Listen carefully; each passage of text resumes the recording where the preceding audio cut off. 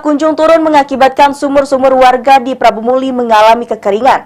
Untuk membantu warga yang kesulitan air bersih, Polres Prabumuli kembali mendistribusikan air ke pemukiman warga menggunakan mobil tangki.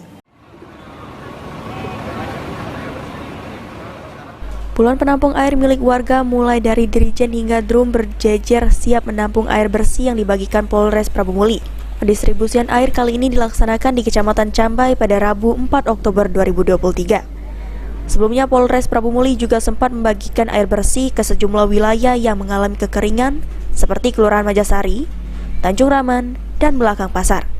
Kapolres Prabumuli AKBP Widyarti mengungkapkan pihaknya terhitung sudah 4 kali menggelar baksos pembagian air bersih ke masyarakat. Ke warga di Kecamatan Cambai. Berapa liter yang kita bagikan? Kalau pelaksanaan yang telah kami laksanakan tidak kurang 4 kali dan yang terakhir di Cambai ya. Yang terakhir di Cambai. Sudah ada 4 kali kami melaksanakan kegiatan membagikan air bersih. Warga yang membutuhkan air bersih bisa langsung menghubungi Babin Kamtimnas atau Polsek terdekat dan akan dibagikan air secara gratis. Beni Firdaus, PAL TV.